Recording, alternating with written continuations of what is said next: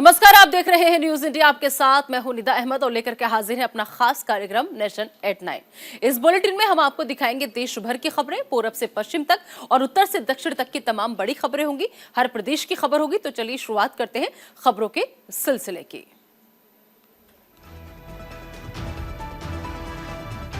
पहली खबर है प्रधानमंत्री नरेंद्र मोदी से जुड़ी हुई। आपको बता दें कि सबसे पहले बात प्रधानमंत्री नरेंद्र मोदी की करेंगे। दरअसल बीते साल प्रधानमंत्री मोदी के पंजाब दौरे के दौरान सुरक्षा में बड़ी चूक हुई थी। वहीं इस मामले में अब एक आईएएस अधिकारी और 7 पुलिस अफसरों पर गाज गिरी है।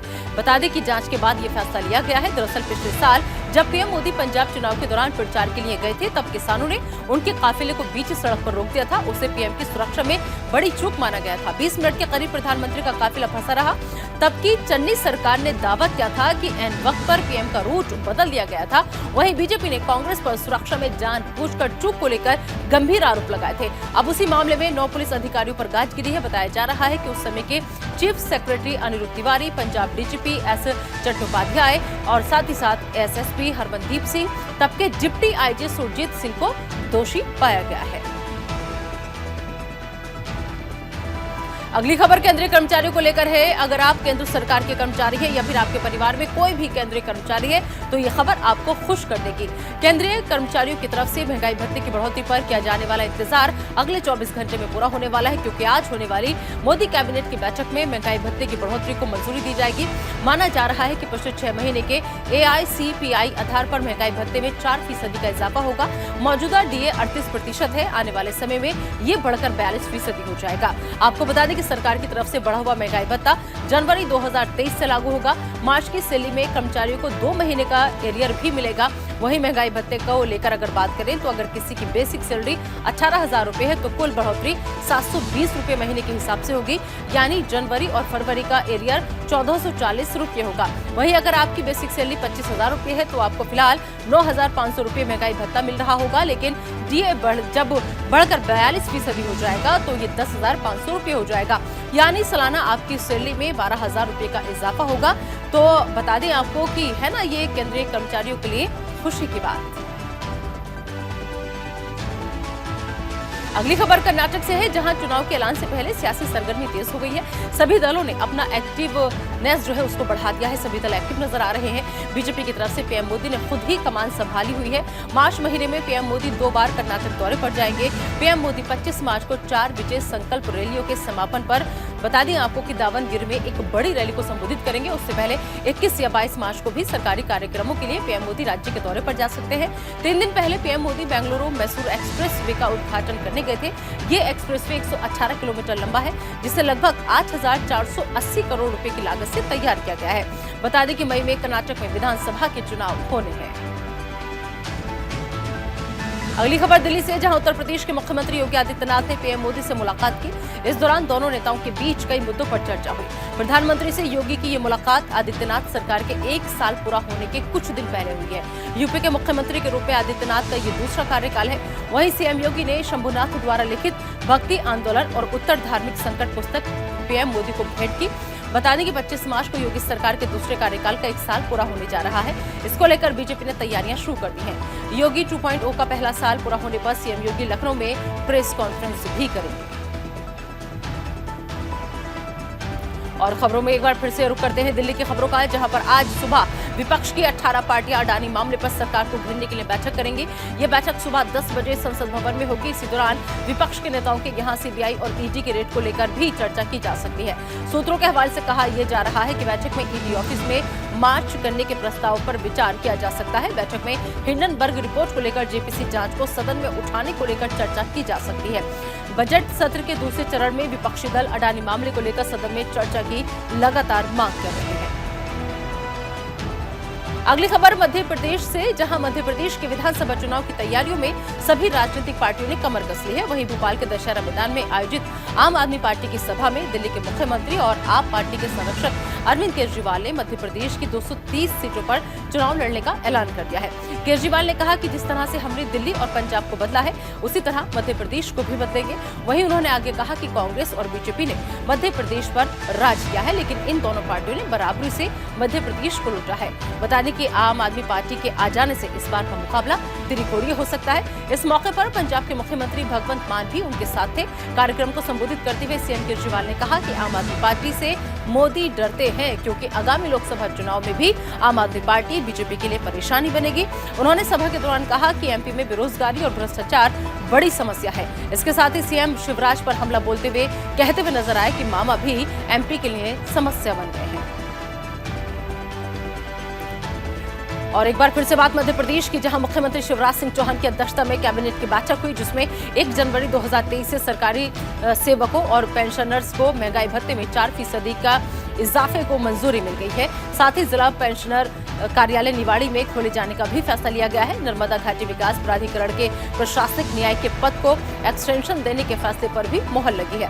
बैठक के बाद सीएम शिवराज ने भोपाल में आम आदमी पार्टी की रैली पर तंज कसते हुए कहा कि अभी तो केजरीवाल से कहो कि स्वर्ग जमीन पर उतार लाओ, तो वो तपाक से कह देंगे अभी उतार लाते हैं, लेकिन प्रदेश और जनता बीजेपी के साथ है। अगली खबर दिल्ली दंगे से जुड़ी हुई है। आपको बता दें कि दिल्ली की कड़कड़डुमा कोर्ट ने साल 2020 के दिल्ली दंगों के मामले में 9 लोगों को दोषी ठहराया है। अदालत ने कहा कि आरोपी व्यक्ति एक बेकाबू भीड़ का हिस्सा थे, जिसका उद्देश्य हिंदू समुदाय के व्यक्तियों की संपत्तियों को नुकसान पहुंचाना था। कोर्ट ने मोहम्मद शहनवाज उर्फ शानू, मोहम्मद शुएब, शाहरुख राशिद उर्फ राजा, आजाद, अशरफ अली, परवेज मोहम्मद फैसल को दोषी करार दिया है। जांच के दौरान सीसीटीवी कैमरे, सोशल मीडिया पर वायरल फुटेज और सार्वजनिक गवाहों की मदद से अपराध में शामिल अन्य व्यक्तियों की पहचान करने की भी कोशिश की गई थी। वहीं जांच अधिकारियों और क्राइम ब्रांच ने सभी आरोपियों को गिरफ्तार कर लिया है। आपको बता दें कि इन दंगों में 53 लोगों की जान चली गई थी और कई लोग घायल हुए थे और सरकारी बसों और इमारतों में भी तोड़फोड़ की गई थी। अगली खबर भी दिल्ली से है, जहां दिल्ली की एक अदालत ने चर्चित कंझावाला मामले में 5 आरोपियों की न्यायिक हिरासत 14 दिनों के लिए बढ़ा दी है। पुलिस ने 2 जनवरी के इस मामले में 5 आरोपियों दीपक खन्ना, अमित खन्ना, कृष्ण मिथुन और मनोज मित्तल को गिरफ्तार किया था।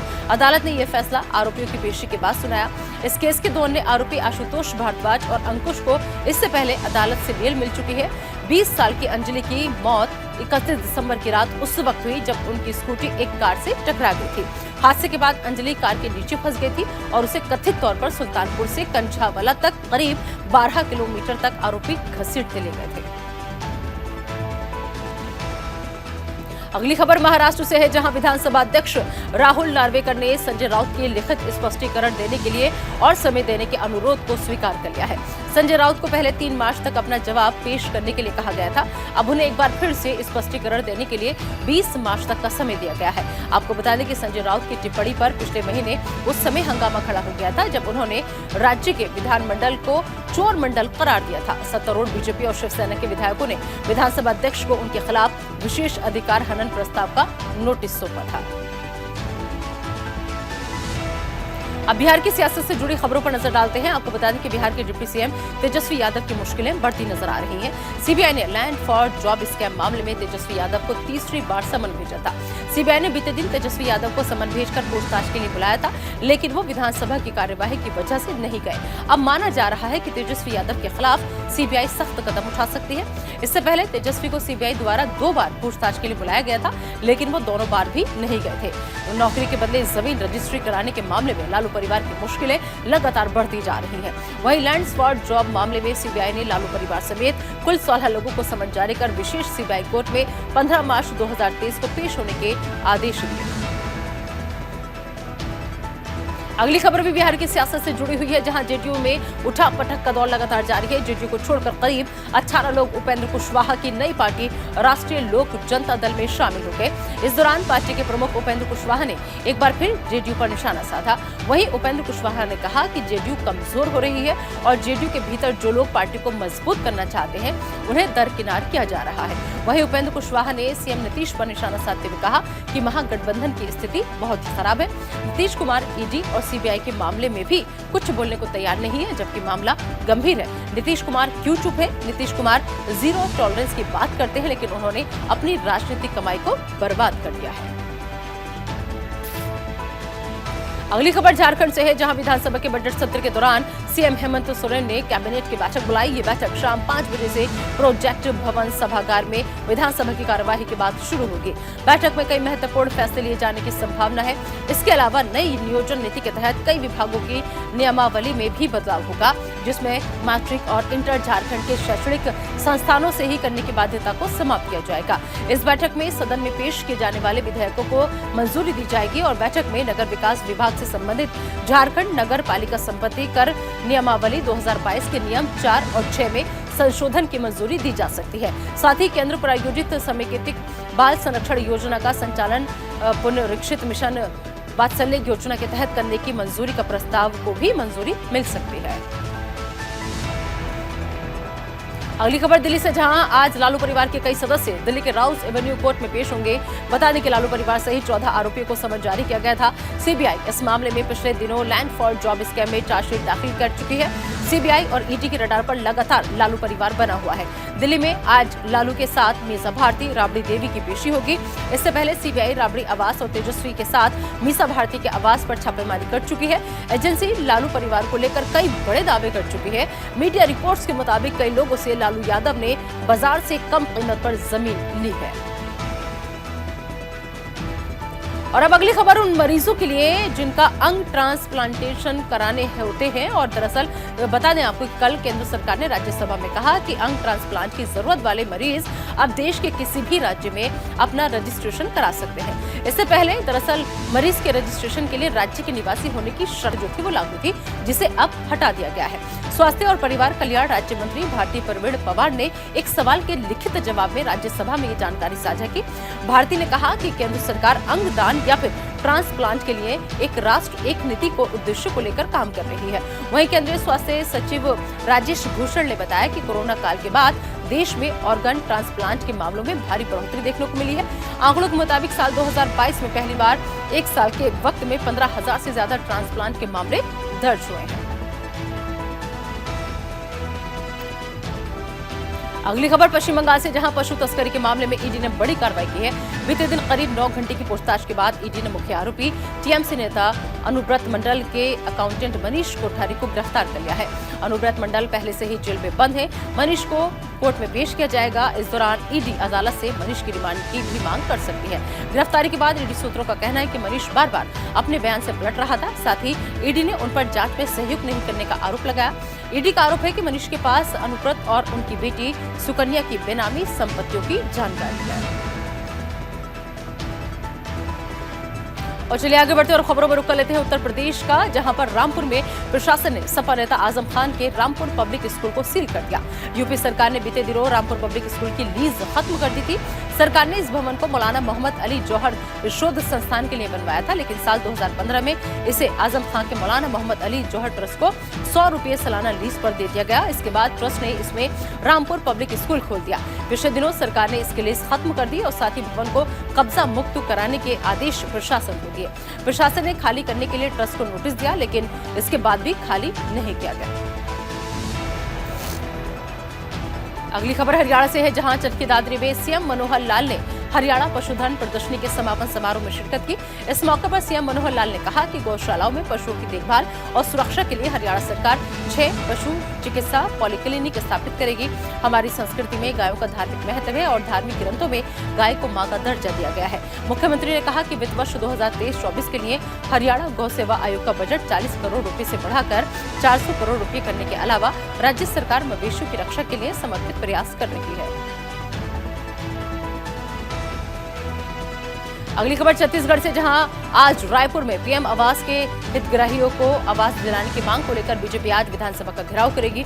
इसमें बीजेपी कार्यकर्ताओं के साथ साथ 1 लाख लोगों के जुटने का भी दावा किया जा रहा है। बता दें कि सबसे पहले बीजेपी विधानसभा के करीब पिरदा में जनसभा करेगी। उसके बाद नेता और कार्यकर्ता विधानसभा का घेराव के लिए कूच करेंगे। इस घेराव में छत्तीसगढ़ प्रभारी ओम प्रकाश माथुर, पूर्व सीएम डॉक्टर रमन सिंह सहित कई नेता हिस्सा लेंगे। वहीं बीजेपी प्रदेश अध्यक्ष अरुण सावा ने कहा कि प्रदेश के 16 लाख परिवार प्रधानमंत्री आवास से वंचित हुए हैं। कांग्रेस सरकार की वजह से उन्हें आवास नहीं मिला। इसी तरह से 4 लाख से अधिक शहरी परिवारों को प्रधानमंत्री आवास से वंचित होना पड़ा है। अगली खबर देश की रक्षा से जुड़ी हुई है। आपको बता दें कि डीआरडीओ ने एक कदम और बढ़ाते हुए एक और बड़ी सफलता हासिल की है। दरअसल ओडिशा में रक्षा अनुसंधान और विकास संगठन ने एक और मिसाइल का सफल परीक्षण किया है। डीआरडीओ द्वारा विकसित की गई very short range air defence system का सफल परीक्षण कल ओडिशा के तट से किया गया। जानकारी के मुताबिक डीआरडीओ ने ओडिशा तट पर चांदीपुर में एकीकृत परीक्षण रेंज से मिसाइल के 2 बैक टू बैक सफल परीक्षण किए। आप टीवी स्क्रीन पर देख सकते हैं कि डीआरडीओ ने मिसाइल के सफल परीक्षण का वीडियो शेयर किया है। और वहीं रक्षा मंत्रालय ने एक बयान में कहा कि हाई स्पीड वाले मानव रहित हवाई लक्ष्यों के खिलाफ ground based man portable launcher से फ्लाइट टेस्ट किए गए और मिशन के सभी उद्देश्यों को पूरा करते हुए लक्ष्य को सफलतापूर्वक इंटरसेप्ट किया गया। और खबरों में एक बार फिर रुक करते हैं दिल्ली का, जहां पर देश भर में H3N2 वायरस के केस तेजी से बढ़ते जा रहे हैं। इसे लेकर केंद्र सरकार अलर्ट मोड पर आ गई है। और वहीं दिल्ली लोक नायक जयप्रकाश नारायण अस्पताल ने H3N2 वायरस से निपटने के लिए इंतजाम कर लिए हैं। अस्पताल ने H3N2 मरीजों के लिए 20 बिस्तरों वाला आइसोलेशन वार्ड बनाया है। आइसोलेशन वार्ड में ऑक्सीजन, BIP मशीन, वेंटिलेटर की व्यवस्था है और मरीजों के लिए 15 विशेषज्ञ डॉक्टर्स की टीम 24 घंटे तैनात की गई है। आपको बता दें कि इस वायरस से मौतों का आंकड़ा लगातार बढ़ता जा रहा है। 14 मार्च को एक महिला ने गुजरात के वडोदरा में दम तोड़ दिया और वहीं अब तक इस संक्रमण से देश भर में 7 लोगों की मौत हो चुकी है। अगली खबर तमिलनाडु से, जहां सीएम स्टालिन ने श्रीलंका से 16 मछुआरों की रिहाई के लिए पीएम मोदी को चिट्ठी लिखी। सीएम स्टालिन ने प्रधानमंत्री से श्रीलंका पुलिस की कार्रवाई में जब्त की गई 102 नाव को छुड़ाने के लिए कदम उठाने का भी अनुरोध किया है। स्टालिन ने अपने पत्र में कहा कि श्रीलंकाई नौसेना ने 12 मार्च को तमिलनाडु के 16 मछुआरों को गिरफ्तार करने के साथ ही 2 नाव को अपने कब्जे में लिया था। 1 महीने के भीतर श्रीलंकाई नागरिकों और नौसेना का भारतीय मछुआरों पर हमले और गिरफ्तारी की ये तीसरी घटना है। सीएम स्टालिन ने पत्र में आगे लिखा कि मैं पीएम मोदी से व्यक्तिगत हस्तक्षेप करने की मांग करता हूं, जिससे हमारे मछुआरों के साथ ऐसी घटनाएं आगे न हो। अगली खबर दिल्ली से, जहां आज बीआरएस नेता की कविता महिला आरक्षण विधेयक को लेकर दिल्ली में गोलमेज सम्मेलन करेंगी। दोपहर 3 बजे से शाम 5 बजे के बीच दिल्ली के एक होटल में ये सम्मेलन आयोजित किया जाएगा। कार्यक्रम का आयोजन कविता की अध्यक्षता वाला सांस्कृतिक संगठन भारत जागृति करने जा रहा है। तेलंगाना के मुख्यमंत्री के चंद्रशेखर राव की बेटी कविता ने लंबे समय से लंबित महिला आरक्षण विधेयक को संसद के इस बजट सत्र में पारित कराने की मांग को लेकर 10 मार्च को दिल्ली में भूख हड़ताल का नेतृत्व किया था। आपको बता दें कि दिल्ली शराब नीति में कथित अनियमितता मामले में ईडी ने 16 मार्च को केक कविता को पूछताछ के लिए फिर से तलब किया है। और अब खबरों में रुक करते हैं आंध्र प्रदेश की ओर, जहां सीएम जगनमोहन रेड्डी ने प्रदेश के मुस्लिम संघों के प्रतिनिधियों के साथ बैठक की। बैठक के दौरान सीएम जगनमोहन रेड्डी ने हज हाउस के निर्माण को लेकर अधिकारियों को निर्देश दिए। सीएम ने अधिकारियों को कडप्पा में हज हाउस के निर्माण में तेजी लाने और विजयवाड़ा में एक और हज हाउस के निर्माण के लिए आवश्यक जमीन का आवंटन जल्द से जल्द करने के निर्देश दिए। इस दौरान उन्होंने कहा कि वक्फ भूमि की सुरक्षा के लिए एक कार्य योजना लागू की जाएगी। साथ ही सभी धार्मिक संगठनों की भूमि और संपत्तियों की रक्षा के लिए सभी जिलों में विशेष समितियां भी बनाई जाएंगी। अगली खबर केरल से, जहां कोच्चि में ब्रह्मपुरम वेस्ट ट्रीटमेंट प्लांट में आग लगने से मामले पर केरल विधानसभा के बजट सत्र के दौरान भारी हंगामा देखने को मिला। कोच्चि के ब्रह्मपुरम वेस्ट ट्रीटमेंट प्लांट में आग लगने के मामले पर विपक्षी विधायकों ने विधानसभा के सत्र का बहिष्कार किया। कांग्रेस नेता और केरल विधानसभा में नेता विपक्ष वीडी साठीसन ने बताया कि कोच्चि में पुलिस ने हमारे कार्यकर्ताओं पर लाठीचार्ज किया था, जो जहरीले धुएं से प्रभावित लोगों से मुआवजे की मांग कर रहे थे। लाठीचार्ज में महिला नेताओं सहित हमारे वरिष्ठ नेता गंभीर रूप से घायल हो गए। ये पार्षदों सहित कार्यकर्ताओं के प्रति बहुत क्रूर था, जो अपना विरोध कर रहे थे। हमने इस मुद्दे को आगे बढ़ाने की कोशिश की, ये हमारा कर्तव्य है। खबरों में बात तेलंगाना की, जहां हैदराबाद पुलिस ने तेलंगाना राज्य लोक सेवा आयोग की परीक्षा के प्रश्न पत्र लीक मामले में 9 आरोपियों को गिरफ्तार किया है। दक्षिण पश्चिम जोन के डीसीपी किरण प्रभाकर ने कहा कि 11 मार्च को टीएसपीएससी के सहायक सचिव की तरफ से दी गई शिकायत के आधार पर बेगम बाजार पुलिस स्टेशन में मामला दर्ज किया गया था, जिसके बाद हैदराबाद कमिश्नर के आदेश पर टास्क फोर्स और सेंट्रल जोन की टीम ने परीक्षा प्रश्न पत्र को चुराने और लीक करने के आरोप में 9 लोगों को गिरफ्तार किया। अगली खबर कर्नाटक से, जहां असम के मुख्यमंत्री हेमंत बिस्वा शर्मा इन दिनों राज्य के दौरे पर है। सीएम हेमंत लगातार बीजेपी उम्मीदवारों के पक्ष में जनसभा, रैली और यात्राएं निकाल रहे हैं और लोगों से बीजेपी प्रत्याशी के पक्ष में वोट की अपील कर रहे हैं। इसी कड़ी में मुख्यमंत्री हेमंत बिस्वा शर्मा बेल्लारी के कुरुगुडू पहुंचे, जहां पर सीएम हेमंत ने एक जनसभा को संबोधित किया।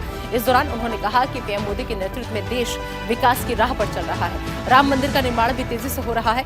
इतना ही नहीं, जम्मू कश्मीर में धारा 370 भी हटने के बाद से राज्य का विकास जोरों पर है।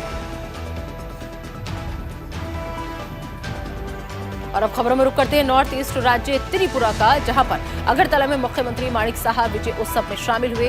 विजय उत्सव के जरिए सीएम माणिक साहा ने राज्य के लोगों, बीजेपी कार्यकर्ताओं और पार्टी के वरिष्ठ नेताओं को धन्यवाद दिया।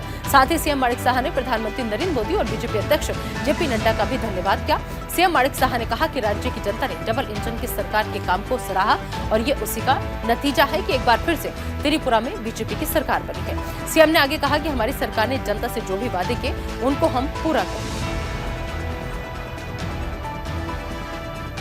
अगली खबर बिहार से, जहां बिहार विधानसभा में संसद की तरह हंगामे का दौर लगातार जारी है। बीते दिन सदन की कार्यवाही के दौरान लेफ्ट और बीजेपी विधायक विधानसभा में आमने सामने आ गए। वहीं सवाल पूछे जाने से रोकने पर बीजेपी विधायक ने माइक तोड़ दिया, जिसके बाद लेफ्ट और बीजेपी विधायक आमने सामने आ गए और दोनों दलों के विधायकों ने वेल में आकर जमकर हंगामा किया। बीजेपी का आरोप है कि उनके विधायक कोई सवाल पूछना चाहते थे, पर उनका माइक ऑफ कर दिया गया। उसके बाद आरजेडी की तरफ से आरोप लगाया गया कि विधायक ने गुस्से में आकर माइक तोड़ दिया। वहीं बीजेपी विधायक का कहना है कि माइक नहीं तोड़ा है, बल्कि वो खुल गया था। आपको बता दें कि बीजेपी विधायक लखेंद्र कुमार रोशन ने पूरा प्रश्न पूछे जाने से रोके जाने पर विधायक लखेंद्र गुस्से में माइक को पकड़ते हुए दिख रहे थे।